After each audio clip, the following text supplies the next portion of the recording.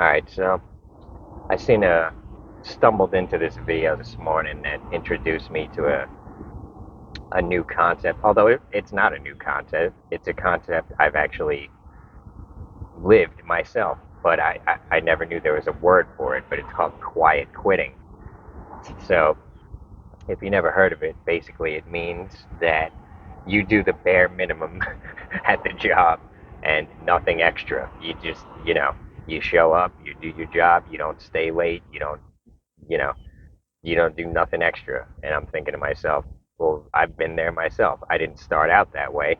They they got me into being that way because here's the thing: a lot of these companies, they're giving you the bare minimum. They're giving you just enough money to come back the next day. So why should you give them anything extra? You know what I mean?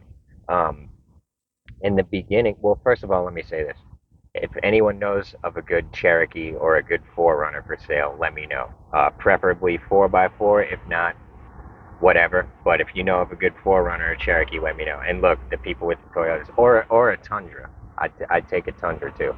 Maybe a 150, maybe a Ford F-150, preferably 4x4. But the people with the Toyotas, look, if it's a 2002 with 300,000 miles and you're asking 10 grand for it, it don't. It, I'm not doing that. Nobody in their right mind is going to do that. But so let me know. Cherokee, Forerunner, 150, Tacoma. I'd be happy to maybe buy one of those depending on a few things. But let me know. So with the quiet quitting thing, here's the thing.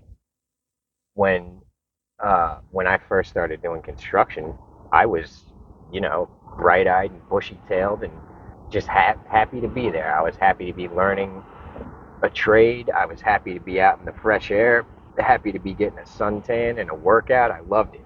I was, you know, anything extra they asked of me, I had no problem doing it. I loved construction.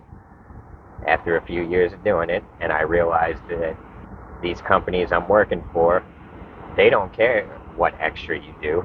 They get to a point where they expect it, where it's not even, they just expect you to do it. And then when things slow down, they just fire you. And I'm sitting here thinking to myself, man, I just busted my ass for these people. I never complained. I did everything they wanted, showed up every single day, never took a day off. And I'm like, and then they just fire you out of nowhere. And it's like, that happened to me more than once. It's like, it's not like I was expensive. They weren't paying me much. Um, but the thing is, with construction in Florida at that time, the workers were just interchangeable pawns. They could hire 10 more people, so they didn't care. If things slowed down a little bit, they just fire everyone. 2 months later, they'll hire a bunch of new people. No one cared. So once I realized that, they stopped getting all this extra shit out of me. And what ended up happening was I turned into a quiet quitter, and I didn't even realize it. I didn't know there was a name for it, but I got to the point where they weren't getting nothing extra out of me. They weren't loyal to me, so I stopped being loyal to them. The last company I worked for was kind of like, what do you call it? Like a kind of like a temp agency, except for construction, where they send you out on whatever job, and that's what you do. So this was one of the last straws for me. This was kind of the beginning of the end. They had me set up on a job in Clearwater, not tomorrow, but the next day. So I had tomorrow off. So tonight I'm going over to my buddy's house. We're gonna smoke out. We're gonna play Halo online, and we're gonna chill. I don't got to get up early tomorrow, so I'm gonna go hang out with my best friend. And so then I remember it. I remember this moment clear as day. I was in on my way into the gas station to pay for my gas and buy a pack of cigarettes, and I get a call from the company I'm working for. They're like, "Okay, we need you to go out to Tampa tomorrow morning." And I'm like, "Nah, you already got me set up for the day after tomorrow in Clearwater." They're like, "Nah, we need you in Tampa tomorrow. This and that. We need you. You're gonna do this." And I'm like, "No." He's like, "Oh, huh?" I'm like, no, dude, you got me on a job in Clearwater, not in Tampa, and The job is not tomorrow, it's the day after. And he's like, no, we're switching it. I'm like, you're not, I'm not, I don't want it. I'm not taking it. I can't do it. You know what I mean? Like, my underlying message there was, I don't give a fuck if you fire me. Fuck you. I'm not doing it. And so, they were all huffing and puffing and acting like they're gonna fire me anyways. I went and did the job I was supposed to do, and but then thinking he was gonna like punish me, I guess he puts me on this shit job after that one where I'm removing all this stuff. Basically, I quit on the next job right in the middle of it. I didn't even finish it. I was like, well, you want to punish me? I'm gonna fucking punish you. So I called him up on a Wednesday. I said, yo, get someone else out here. He's like, well, no, you're supposed to be there for the next 2 weeks. I'm like, no, I'm quitting. Hopefully you get the fucking message now. I'm done. I'll stay here till Friday. Today's Wednesday. You got till Friday. Send someone else out here. I'm quitting this job. And he was like in a state of fucking shock. But anyways, that was the end of it. And so I get the whole quiet quitting thing, but here's the other thing. You got to realize that if that's your attitude at the job, and I'm not trying to be some boomer telling you to pull yourself up by your bootstraps, and no, I don't really agree with that. I don't, but what I'm saying is if you hate your job, you're better off quitting it. And I read this quote in some sort of Zen book a long time ago, and the quote stayed with me. So it said basically, if you hate your job, you'd be better off living as a beggar than staying at a job you hate. And I was thinking to myself, how the hell does that make sense? I continued to read the thing, and it was saying basically like, if you hate your job, you're probably not doing it well. So you're not making yourself happy. You're not making anyone happy. You're just, you know, you're you're doing something you don't want to do, and you're probably not doing it well. So in a way, you're making the world a worse place. If you just quit the job and became a beggar, you might not be making the world a better place, but at least then, people would be getting the satisfaction of helping someone else out, So instead of making the world a worse place, you'd be better off being a beggar, is what it said. And that line affected me, and I really got to thinking about that, and I was thinking to myself, I used to love construction. I used to do it well. I used to do it with pride. They've got me to the point now where I'm just kind of showing up and doing the bare minimum. And I'm kind of, my whole life is just spent wishing for the next break, wishing for lunchtime, waiting for lunchtime, and waiting for the day to end, and waiting for the weekend to come, and wishing and waiting for a different time to come. And I realized I was spending my whole life just wishing my life away. I was wishing it was Friday afternoon. I was wishing it was lunchtime, and it really had an impact on me. This is why I ended up eventually just not working for anyone, because after all this shit, long watch my Why I Was Homeless videos if you want the full story. But I ended up back in New York, back with another full-time job, wishing my life away. And I'm like, you know what? I just went through all this shit, all this hardship in Las Vegas. And, I've been all around the country. I dealt with a whole bunch of hardships and trials and tribulations, and here I am, living on Long Island, in the same exact position I just spent the last 2 years of hardship trying to get out of, and I'm clinging right back to the same thing. I've got a full-time job. It's not a hard job, it's an easy job. I was working at the horse track on Long Island, Belmont, which is a good job. I liked everyone I worked with. We had fun on the job. We took lots of breaks. It was a union job.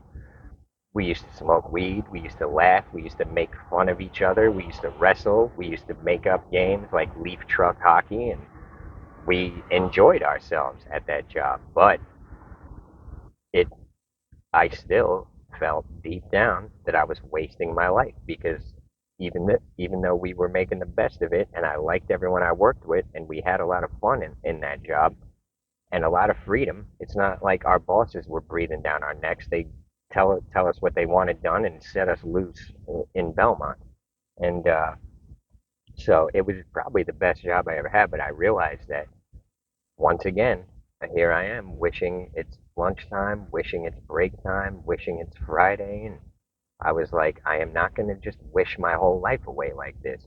But and it wasn't easy to quit that job. It was very hard, but and I came to a point where I realized I was like, the longer I stay at this job, the harder it's going to be to quit because this was a job where they actually did, you know, give you like raises consistently and this and that. After a few years there, it would have been too good a job to quit. So that's you know, I didn't want to spend my life doing something I wasn't passionate about, and where I'm just phoning it in and doing the bare minimum. So that's why I quit that job. And I'm not saying that everyone else should do that. You probably should plan it out a little better than me and set something else up. But what I wanted to do was stand up comedy. And I knew that with that job, I wasn't going to be doing a whole lot of stand up comedy because I was living and working on Long Island. I wasn't going out to the city. I tried that, wasn't really working. I was getting out to the city too late to make the mics and the shows and shit. So I couldn't. I came to the realization where I had to choose either comfort and security, full time job, but I'm pretty much gonna have to let the stand up comedy dream go, or I'm gonna have to just quit the job and wing it and figure it out and hopefully make a living creatively. And that's what I ended up doing. Although it was a long, hard road, I don't regret it one bit. But so, yeah, my point is that if you hate your job, you need to, instead of just doing the bare minimum, which I understand, I totally get it. But when all is said and done, you ain't winning. You're wasting your life. So, you know, try to figure out what you want to do. And then I've seen Andrew Tate say like, "Well, do you think the Chinese concrete billionaires are passionate about concrete? No, they're passionate about being billionaires. And look, that's fine. If that, but you're not going to become a billionaire by clinging to a job you don't like and doing the bare minimum. I can tell you that much. It's not going to happen. So, if what you want to do is become a billionaire, then you're going to have to you're going to have to put in a lot of hard work. You're not going to get there by doing the bare minimum at some wage job, So, I get it. It's not like, look, if I knew the exact blueprint, believe me when I tell you, I'd give it to you. The blueprint that I kind of made up for myself required a whole lot of like hardship and endurance. So, I know not everyone is built that way. I'm not saying I'm some sort of bionic robot person, but I do have a high threshold for pain and hardship and suffering. So it, you know, I dealt with a lot of that just to get out of the matrix in a way. So you know, the whole quiet quitting thing, I do get it, but you're wasting your time. Um, you're making the world a worse place, most likely, because if you hate the job, you probably shouldn't be there. And but look, don't get me wrong, I do get it. You know, what else are you gonna do? You got to figure that out. But I can tell you one thing: there's other forces at work, and once you can change your trajectory whenever you feel like it, anytime you want. Once you change, the world is going to change around you. I don't know how to explain it, but this is how things work. Go on my Patreon if you want details. But it's, you know, when you evolve, the world evolves right along with you, and things change. Look, I experienced things in my life that I would have assumed were impossible a couple of years before that, but I shit works differently, man. It's all about frequency and vibration. So once you change your thinking and you change your trajectory, you're going to change everything, and you're not going to know until you try. I'm not saying just quit your job and go be homeless. It's not what I'm saying. Everyone's got a different path, and you know yourself better than anyone else. And how do you know what to do? What is your conscience telling you? If your conscience is telling you that it hates this job and it hates this life, and you're gonna have to change things up on your own. You know what I mean? You got to listen to your conscience, listen to your heart, listen to your gut, and my conscience and my gut and my heart were telling me to do something very stupid, quit a good job and go be homeless. I'm grateful I did it, and my story is still being written. It ain't over yet. We'll see where I end up, but I got a feeling I'm going to end up right where I want to be. So, you know, do what your conscience is telling you, and look, you got to listen to your heart. You got to. Nobody can tell you what you got to do. Deep down, you know exactly what you got to do to be exactly where you want to be. Deep down, you know. So it's all about, you know, it's all about the way you think. So instead of thinking about, don't see yourself as just being thrown around by circumstances in life. You can take control and bend the circumstances to your will. You're gonna have to be determined, but you can do that. I've done it, and I'm gonna be doing it more here pretty soon. So instead of just it's your perception should not be, oh, I have to do this, I have to do that. What do you want to do? Make it happen. Instead of just being thrown around and moved around like a chess piece, move yourself around. So I guess that's the whole gist of this video. Don't settle for that. Make it what you want it to be. And deep down, look, here's the thing. Getting what you want is not hard. What's hard is figuring out exactly what you want. Once you know exactly what you want and you devote all your energy into getting it, you're going to get it.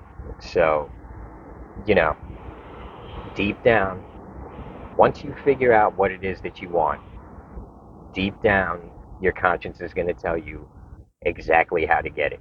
Whether it's waking up earlier and doing this or doing some sort of side hustles and this and that, whatever it is, whatever your conscience is telling you, deep down, there's some part of your brain that knows exactly how to get you to where you want to be. If I listened to that part of my brain, I probably would be a millionaire by now. But, you know, it's easier said than done. And, but, you know, it's just a matter of determination. Once you figure out what you want, it's just a matter of determination. You want $10 million, I guarantee you can get that if you are determined to get it and you don't let anything stop you. You're gonna get it. If that's all you want is money, a lot of people think that's all they want. But here's the thing: they don't realize that that's not what they want. You know, for me, I used to think that's what I wanted. I figured out over the years what I want is freedom. So you gotta, you know, you really gotta do some soul searching and whatever. But you, you shouldn't just settle for some soul draining thing that is knocking your vibe down and keeping your frequencies and vibrations low. You got to get excited. Figure out what gets you excited. You know what I mean? And get on that track, because that's where you're going to be a lot more powerful. It how you feel is very important. You know, so the whole quiet quitting thing, you're just kind of at a low vibe and you're just kind of defeated, and you know it might be good for now, but in the long run, it's not going to get you where you want to be. So I do get it. I understand it. I've done it myself. But, um, you know, life is what you make it. So don't settle for that. Deal with it for now or whatever, but get to thinking and figuring out what gets you excited, what you want to do, and do that. Because it's doable. If there's some part of you that wants to do something, it's not impossible. I don't care what. I've done impossible things, and I can tell you from experience that nothing is impossible. So I guess that's the end of this video. I just thought it was an interesting concept because I didn't even know there was a name for it. And the other thing is, I hate when I go to get something to eat and there's some quiet quitter back there slapping together my food in a sloppy, shitty way. Like, man, if you can't just do it with a little bit of pride, you shouldn't be there. You know, you hate the job. There's someone else out there who's going to do that job well. So stop, you know, stop wasting everyone's time at a job you hate and figure out what you don't hate and get to doing that. So, anyways, hopefully that helps out. You know, for the people facing homelessness and all that, watch my other videos. I've got videos on how to make money. Um, when you're homeless, uh, you know, you ain't got nothing to lose, so you can try new things, and it's not like it's that expensive to be homeless in New York City. It was expensive for me to be homeless because I was making a lot of money and I had a lot of money to spend. So I was eating good food and buying good weed, and yeah, it was expensive for me, but not always. Sometimes it was really dirt cheap, and all I had to make was a couple of bucks each day just to eat. So, um, you know yourself better than me. Anyways, let me watch this video, see if it makes sense. New Patreon video went up last night. And oh, I put a new video on my movie channel yesterday. What I learned from the outlaw Josey Wales, and I think it's a great movie, and there's a lot to learn from it. So I appreciate every single one of you, and I will see you on the next one. So everybody have a good one.